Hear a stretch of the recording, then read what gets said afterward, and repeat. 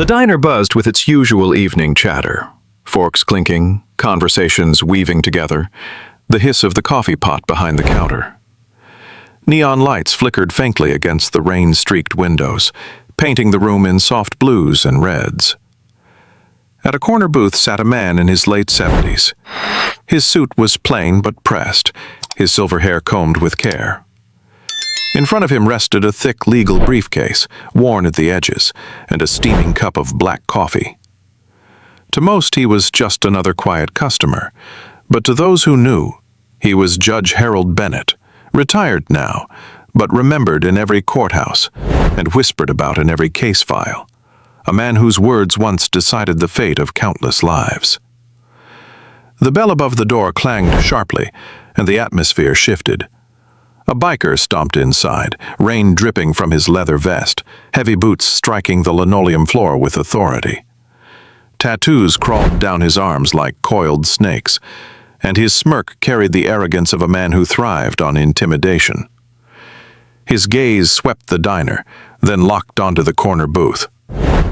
"Well, well, well," the biker drawled, swaggering forward. "If it isn't the almighty Judge Bennett. Didn't expect to see you without your robe and hammer." The chatter died instantly. Forks lowered. The room froze. The biker was no stranger here. His reputation for trouble was as loud as his entrance. The judge didn't flinch. He lifted his coffee and took a slow sip. "Evening," he said, his tone even, his expression unreadable. The biker barked a laugh that rattled the silence. "Evening? That's all you've got? You don't even remember me, do you?" He slammed his hand on the table, rattling the silverware. Coffee rippled in its cup. "You put me away." 3 years in a cell, rotting like an animal. "You called me a menace. You..."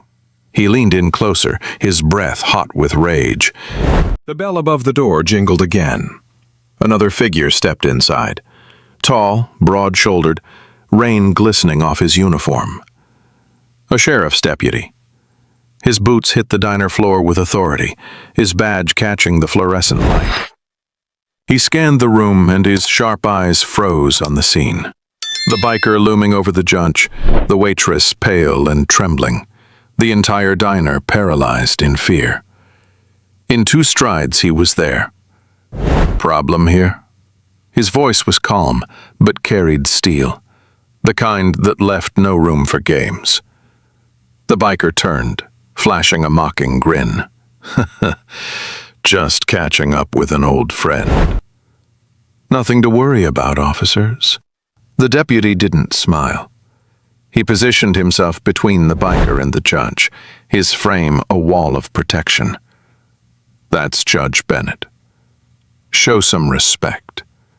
The biker scoffed, annoyed voice dripping with disdain. "Respect? He didn't give me any when he put me behind bars." The judge's voice cut through the air again, softly, softer than before, but sharper than any knife. "Respect isn't handed out like change. It's earned. And when I looked at you back then, I gave you a chance.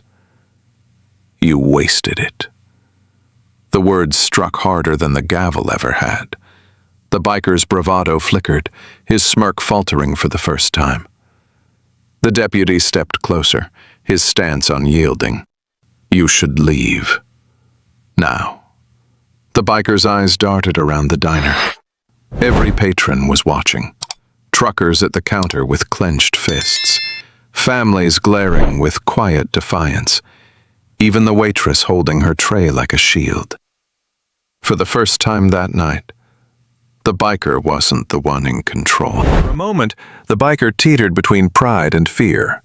His jaw worked, fists tightening, but the weight of the room was heavy. Judgment, not from the bench, but from the eyes of ordinary people, pressed down on him harder than any sentence. Finally, with a curse muttered under his breath, he shoved his hands into his pockets and stormed toward the door. The diner's bell jingled sharply as it slammed shut behind him. Outside, the rain swallowed him whole. The diner exhaled, relief rolling through the room like a tide after a storm. Conversations picked up, softer now, with a sense of shared unity. The deputy gave a small, respectful nod to the judge. "Even retired, sir. You still command the room." Judge Bennett didn't smile. He simply lifted his cup of coffee and spoke in the same calm tone he had used all night. "Justice doesn't end in the courtroom. Sometimes it happens here, over coffee." The deputy straightened, his respect clear, and stepped aside. Around them, patrons began nodding, some even applauding softly. The judge didn't bask in it. He didn't need to. His lesson was already written, not in law books, but in the hearts of everyone who had witnessed it. That night, the diner left with a memory that would linger forever. Respect isn't about fear. Respect isn't about power. True respect is earned, and once earned, it can never be mocked away. The neon sign flickered outside, the rain still falling, but inside, the diner glowed with quiet honor.